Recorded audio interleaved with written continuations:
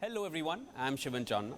Russia is set to hike defense spending by almost 70% in 2024, and that's what we want to discuss further. Moscow is all set to pour more resources into its full-scale offensive in Ukraine. The finance ministry document revealed defense spending was set to jump to $111.15 billion, totaling around 6% of GDP. But is this a choice for Russia or a compulsion at this point? To discuss matters further, we're being joined by Dr. Gilbert Doctorow from Brussels. He is an international affairs analyst, and his clarity of thought on matters pertaining to Russia has always intrigued analysts and audiences alike. Thank you so much for your time, Doctor. Glad to have you here with us. My pleasure. Thanks for the invitation. Right. Dr. Gilbert, first things first. The defense budget that Russia has allocated for 2024 is even more than what it will spend on social policy. At this point, with the war heading into its 20th month, do you feel Russia has any other option but to boost its defenses? I think there are at least two major drivers of the decision to raise the military budget as it is. One of them is the prognosis for the length of the war, which in recent statements from Mr. Shoigu, the Minister of Defense, he is preparing for the war to extend into 2025. What he didn't say is the Russian calculations are also based on the possibility of an escalation that brings them into direct conflict with NATO. So the Russian army is preparing for a direct conflict with NATO. The second driver is the bulking up, the number of men at arms. 1 year ago, Russia had a mobilization which brought 300,000 additional men into the service. In this past year, since January 1st of this year, Russia has seen 400,000 volunteers sign up to join the army. That is almost doubling the size of men-at-arms in Russia. And these men have to be equipped. They need uniforms. They need modern warfare equipment. They need training. All of that is expensive. And so Russia is preparing for a much larger army to meet not just the Ukrainian challenges, but challenges from NATO more generally. Dr. Gilbert, it's interesting. You mentioned 2025. That is what Russia is already preparing for. Is there a reason that it prepares till or foresees till 2025, or do they see it ending at 2025? Any specific reason for that? No reason was given, but I think that they're covering themselves for the eventuality that the Biden administration will not face the facts that they have lost the war in Ukraine, will try to cover this up so that Biden does not go into the 24 elections with a losing hand for a war that lost Ukraine. So in anticipation that the American administration will broaden the conflict, the Russians are getting ready for it. Next, of course, Doctor, is the most obvious point to consider here, the impact on the ongoing war in Ukraine. Will this be Russia's forever war, that it will never stop fighting now that it's boosting its defense budget as well? And what kind of impact will it have in Ukraine? All of that depends on your appraisal of the remaining reserves in manpower, in willpower, in funds that Ukraine disposes. There are some of us who think that the war could be over in a few months, as Ukraine has gone through a large portion of its reserves, is down on manpower, and is prepared to switch from the offensive to a defensive. How much force the Russians will bring to bear in their anticipated offensive leaves open the question of a collapse of the Ukrainian army and capitulation. On the other hand, if there is continued massive support from the United States and NATO, then the war will drag on and possibly will escalate. These calculations are now only speculation, and we'll have to see how the American administration reacts. Right. It is more speculative at this point, but I want to just, shift focus to the United States over here and essentially the military-industrial complex. While US has been arming Ukraine, several of the other Western nations have been dumping their old and redundant weapons onto Ukraine to buy newer ones for themselves from the US. So in a way, they benefit, the US benefits. The old F-16s, which many NATO nations agreed to give away to Ukraine, or the obsolete S-300, which was recently pledged by Belgium. There are some cases in point here. Do you feel the war, in a way, is boosting the US military-industrial complex while Ukraine becomes a dumping ground for old weapons? Yes and no. Let's note that the biggest recent acquisition of arms to do, as you say, to modernize army while disposing of no longer suitable weapons that were inherited from before the end of the Cold War. The case is Poland. Poland has just placed a few months ago, an order for 1,000 tanks, not from the United States, but from South Korea. This, I don't think, was $5 billion ticket. So to assume that all of the new acquisitions of arms and of advanced equipment will be placed with the United States is erroneous. On the other hand, the United States itself is about to rearm. And I think that the defense complex will be receiving substantial orders from the American government. What the French, the British, and others do is yet to be seen. So what can be some of the key weapon systems that Russia would be developing with the new enhanced budget? Well, Russia is going to be doing a variety of things, both at the tactical and at the strategic level.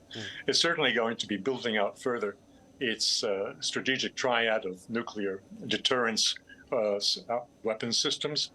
These include advanced bombers. It includes their fifth generation fighter jets. Money is going into that, and we heard yesterday that they just celebrated the delivery of additional such fifth generation jets to their to their armed forces. The additional thing that we may see is spending on nuclear arms testing. I think that is almost certain to come within the 6 months in front of us, and that will be not only to prove that the weapons built decades ago are still functional and pose a threat, but also to give a clear political message that Russia is prepared to use its nuclear weapons if and when needed. Right now, because of several years of accepting various insults of a political nature dealt to it by the United States, there are those in the West who mistakenly believe that Russia is weak. And Russia is doing a very fast catch-up now to demonstrate that that is not the case. So there are subliminal messages which are also being sent and will be sent in future. This is step one, that they enhance their defense budget. Definitely will send a lot of head scratching. What is Russia preparing for? And I also want to just look at it from Russia's perspective here. So if they enhance their own defense budget, there has to be, or rather I would ask you this, is there a compromise on some other sectors that they would spend less on internally for their own functioning? This is an excellent question, and I think I have an answer that is appropriate to it. You've mentioned 6% of the GDP will be allocated to the military. That sounds quite big, considering the United States has maybe 3%, Europe has less than 2%. But let's keep in mind that the Soviet Union had 25% of GDP going into the military, and that was one of the reasons for its collapse.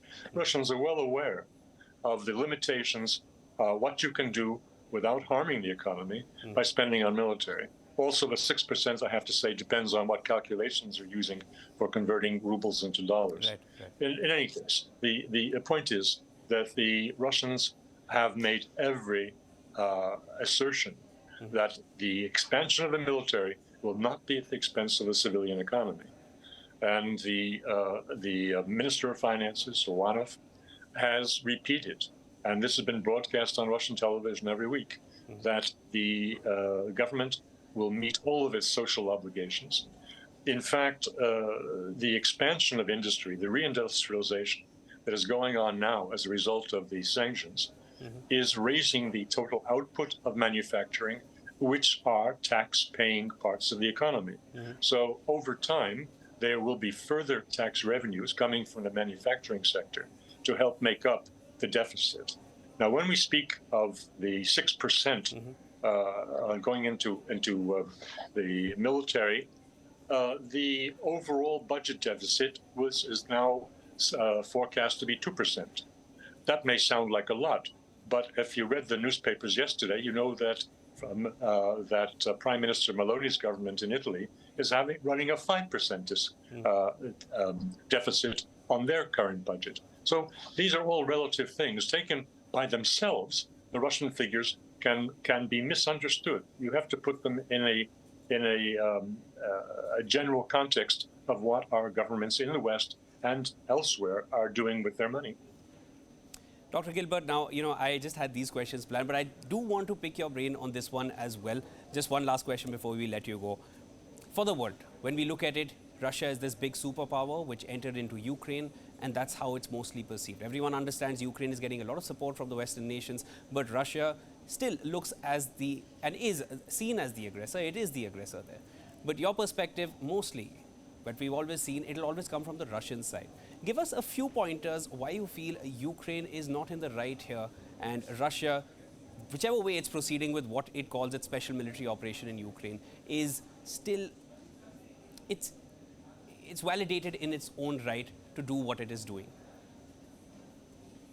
Well, there are people who are not experts on Russia, who, like John Mearsheimer, the professor of international politics at the University of Chicago, the dean of the Realist School, who are saying very much the same as I am saying, that Russia was provoked intentionally by the United States and its NATO allies. And this was admitted just a few days ago by Jens Stoltenberg in statements about how the war came about and why Russia decided to proceed with the invasion in the period between December 2021 and February 2022. So I also would like to set the record straight. My mission is to listen to the other side and to explain what the other side is saying, but I am not the other side. When I see falsehoods or misstatements on the Russian side, I'm very quick to bring that out. Right. But if we don't understand what the Russians are saying and thinking, then we are unable to properly address the issues and find solutions. Always a pleasure talking to you, sir. What I admire most is your clarity of thought. You're always, your words are always calculated and you hit the dot every time. Thank you so much. We'll call you again for a further discussion on many other things which are going to be propping up in times to come, especially till 2025. I think Russia-Ukraine seems to be a topic which will not be going away anytime soon. Thank you so much for your time, Dr. Gilbert, and for all your insights. Very kind of you.